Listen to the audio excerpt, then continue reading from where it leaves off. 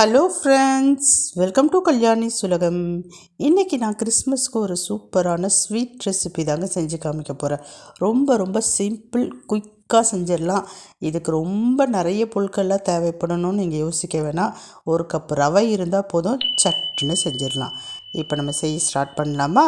தேவையான பொருட்கள் என்னென்னு சொல்லிட்டு முதல்ல பார்த்துடலாம். ஒரு கப் அளவுக்கு ரவை எடுத்திருக்கேன்.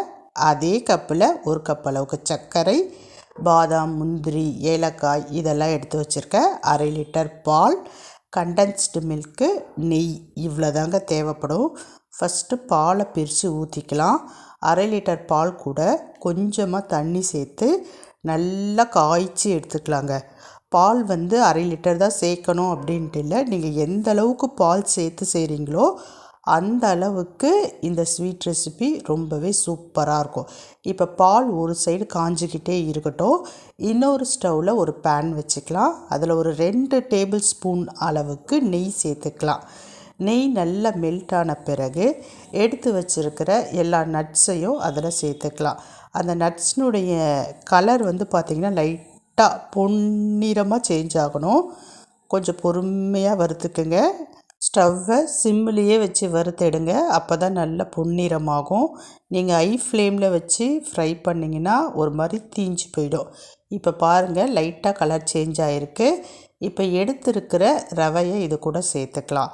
சேர்த்துட்டு பொறுமையாக வறுத்துக்கலாங்க.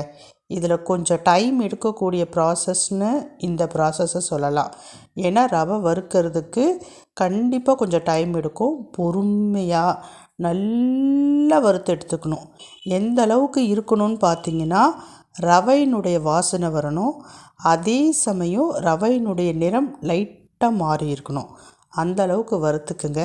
இப்போ இந்த சைட் பால் நல்லா பொங்கி நல்லா பாயில்ட் ஆகிடுச்சு. இப்போ இது கூட கொஞ்சமாக பொடிச்ச ஏலக்காய் தூள் சேர்த்துக்கலாம். பாருங்கள், ரவை எந்த அளவுக்கு வறுபட்டிருக்கு. இப்போ இந்த பாலில் நம்ம வறுத்தெடுத்த அந்த ரவையை சேர்த்துக்க போகிறோம். ரவை சேர்க்குறப்ப ஸ்டவ்வை சிம்மில் வச்சுக்கிங்க.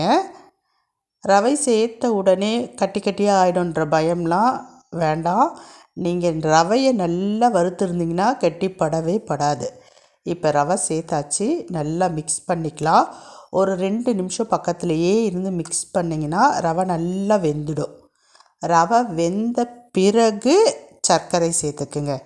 நாங்கள் கொஞ்சம் ஸ்வீட் கம்மியாக சாப்பிடுவோம், அதனால் 1:1 அப்படின்ற ரேஷியோவில் எடுத்துருக்குறோம். நீங்கள் ஸ்வீட் நிறைய சாப்பிடுவீங்கன்னா அதுக்கேற்ற மாதிரி சர்க்கரை சேர்த்துக்குங்க. அது மட்டும் இல்லாமல் நம்ம ஃபைனலாக கண்டென்ஸ்டு மில்க் வேறு சேர்க்க போகிறோம். அதனால் சர்க்கரையை பார்த்து அளவாக சேர்த்துக்குங்க. இப்போ சர்க்கரை கரைஞ்சிடுச்சு நல்லா. கடைசியாக கண்டென்ஸ்டு மில்க் சேர்த்துக்குங்க. அதுவும் உங்களுடைய விருப்பத்துக்கு தான்.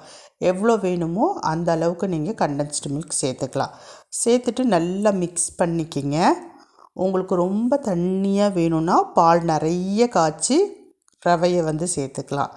இப்போ நான் செய்கிறது பார்த்திங்கன்னா கொஞ்சம் செமி லிக்விட் மாதிரி இருக்கா மாதிரி தான் செய்கிறேன். அதாவது ஸ்பூனில் எடுத்து சாப்பிட்ற மாதிரி தான் நான் இப்போ உங்கள்கிட்ட செஞ்சு காமிச்சிக்கிட்டுருக்கேன்.